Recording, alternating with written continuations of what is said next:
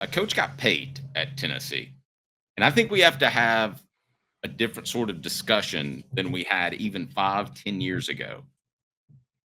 I don't want to violate Title IX. I don't want to sound sexist, but Kim Caldwell is now the sixth highest paid coach in the SEC, and only, correct me if I'm wrong, only one of 20 that are making $1 million plus. Is that correct? Women's basketball coaches. Yes, one of only 20. She's actually the 5th highest paid in the SEC.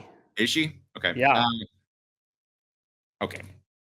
At some point, we got to play business, man, and we got to put the suit on. We got to be big boys. It doesn't make any money. I'm sorry. If there was a guy doing push-ups in the corner, and he said, "Pay me $50 an hour to do push-ups in the corner," I'm not going to pay him because that doesn't make me any money. I mean, do I sound awful? Do I sound sexist, racist, or not racist? But do I sound sexist when I say that? Because I think you're going to have to pour all money into football if you're going to compete. I'm going to break with you on this for a couple of things. One, there is just a traditional aspect. I think part of Tennessee's brand is the Lady Vols, and you got to keep them successful, and you got to keep good coaching for them to be successful. Okay, then that's an albatross that Tennessee has to carry that other schools don't. Well, there's another one, though. There's another layer into this.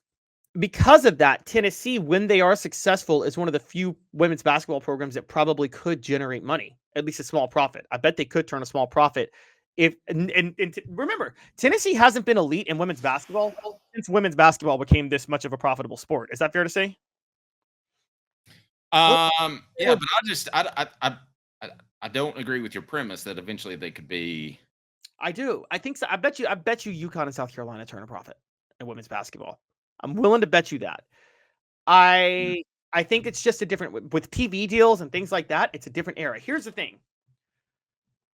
It's not like the Lady Vols in the past haven't had their like Caitlin Clark or Maya Moore or whoever. They had Candace Parker. That was just before the trendy athlete like that was able to generate the revenue that those players can now. Is that fair to say? Fair. Okay. They're going to get those players in the future. And when Tennessee does it, it's going to be a much bigger deal because of how big the fan base is there. Now, here's another layer to this. Kim Caldwell's got the most fun team to watch in all of women's basketball.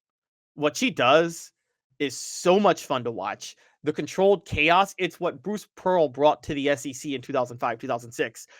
Now, Kim Caldwell does these rotations of like 5 and 5, so it'll be hard to get a trending player when that's happening. But God, those teams are fun to watch. I mean, they just play we just talked about who plays 110% all the time. They look like they play 110% all the time. They turn up the tempo to an insane degree. They set the SEC record for three-pointers made in women's basketball last year, her first year there. So that's going to be a show. They're going to be a showstopper. They already were. You get Danny White, and here's the thing you got to remember, Dave. Danny White's openly told people this. He doesn't hire coaches for wins. He hires coaches for marketing. Well, both. Both. Yeah, maybe both. But he knows what he'd hire Tom Osborne running the single wing if they would win 4 championships. Well, that Tom Osborne offense was fun to watch, though, because they were somehow scoring 70 points a game when they were doing it. Steroids.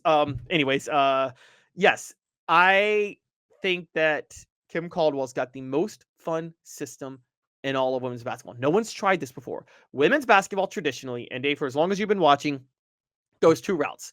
They go the Gina Auriemma route, which is the elite guards that kind of circle the wing and run a half-court system where they're just, one of them's going to score and they're so dominant. Or they go the Pat Summitt or Dawn Staley route, which is you get an elite, I don't want to say big woman like big man because that just sounds wrong, but like you get an elite post player, an elite big woman. Like I think junk in the trunk is what you're supposed to use. You get an elite post. I think that's it. You get an elite. You get be a new long running joke because Dylan asked, "What's the best long running joke on the show?" Favre's thievery or Karl Malone's liking for younger women. I mean, Karl Malone was a 20-13 guy. Google Karl Malone 2013. All right. So, anyways, but Dave, there's like the Pat Summitt, Dawn Staley method is get an elite post player, right? An elite post player that no one in women's basketball can control. Okay. And Kim Caldwell's system is what a lot of the men do now, which is what Golden State does, which is what Tennessee did with Bruce Pearl when he first took over. Up tempo, fast pace. What won Gary Williams a national title at Maryland, the Tom Davis system of the 80s that he implemented. That's what Kim Caldwell's doing it. 40 minutes of hell. It's 40 minutes of hell. And it's so much fun to watch. So I gotta be honest. I think that's going to be so marketable that I do think it's going to churn a profit. Okay. I don't usually change my mind during the course of the show, but I'm going to give you kudos. UConn made $3 million in women's basketball last year. You don't think Tennessee could do that? Yeah, okay. I love the hire. Yeah, and I love the race. I love the race. She's got the #1 recruiting class coming in. And by the way, I'm just going to probably get a deal now because if you sign her in 2 years after she has more success, you pay her more, right? Exactly. And I'm going to say this from a trending topic. And for those of you guys who don't know, Dave and I track our hits regularly all the time on YouTube. This is a business. We try to give you guys what you want. Dave, you are as aware as I am. Our Lady Vols content does really, really, really well when we talk women's basketball. It does. I mean, I think there are a couple of different factors in that I don't want to get into because I don't want to take a shot at any other journalist. But it does. You're right. It does. And the first time you suggested a Lady Vols topic, I thought you had gone insane. And we did it, and it absolutely blew up. So 4 Downs is now, and it's brought to you by Ted Russell Ford and Ted Russell Lincoln. Go to tedrussellford.net, tedrusselllincoln.net. Which of these coaches are better coaches than Kim Caldwell? We shall discuss. Brought to you by Ted Russell Ford and Ted Russell Lincoln. Hey, we're in the studio sponsors of the very Ted Russell right there. A beacon of hope in a world of high prices. Look to the skies, Knoxville. Super savings is here. Ted Russell Ford is East Tennessee's #1 volume Ford dealer. Employee pricing is here. You pay what we pay on all new Ford models. Come see the super dealer today at either Ted Russell Ford location, Parkside Drive, or Kingston Pike. All right, we always appreciate the super chats as they go to Quincy Calhoun's college fund. He's now just over a year old, so we've got time with compound interest to get him into any school we want to. Let's make that happen. What do we have from our good buddy Timothy McGee in terms of a super chat before we get to other coaches in the SEC that I would hire over Kim Caldwell? Oh, wow. So, Timothy, is this a shot at Kim Caldwell? He's saying until just like our football scheme, the defense figured the scheme out. Timothy, you may be on to something, but we have to point this out. Dave, most schemes, you and I both agree, no matter what sport, no matter how cutting edge, they get figured out, right? I think good. Okay, I think good old-fashioned football wins out most of the time, blocking fundamentals. But do I think something gimmicky can work?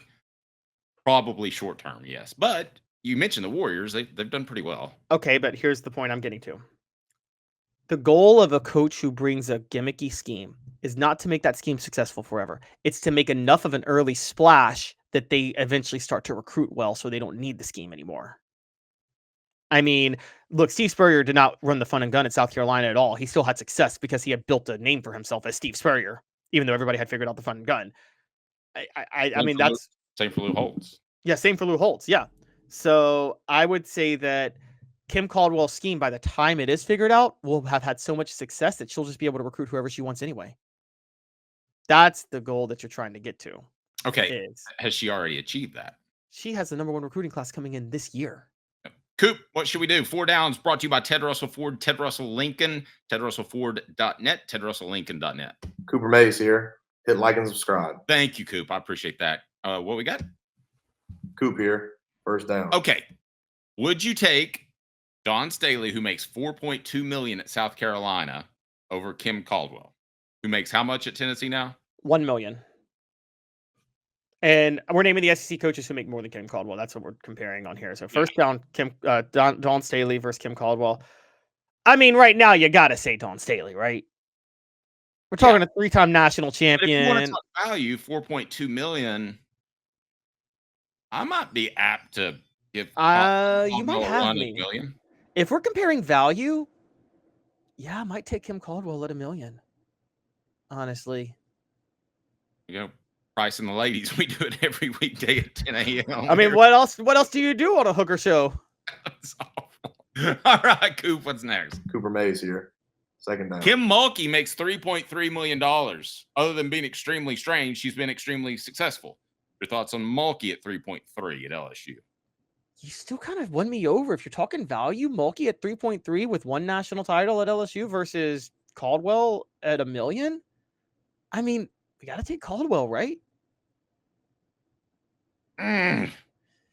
That's tough. I feel like I get guaranteed winners with these first two, Staley and Mulkey. So I would probably take Staley and Mulkey, the guaranteed winners. But I want to continue with the value concept. I think you're probably right. Because Vic Schaefer at Texas, Tennessee center Cooper Mays here, third down. is making $2.3 million. I'm taking Kim Caldwell at $1 million. Yeah, Vic Schaefer. Vic Schaefer is the best X's and O's coach in all of women's basketball. Not a great recruiter and never has been for some reason. He's better at Texas than he was at Mississippi State. Dawn Staley owes Vic Schaefer a box of champagne because Vic Schaefer upsetting UConn is how Dawn Staley got her first title.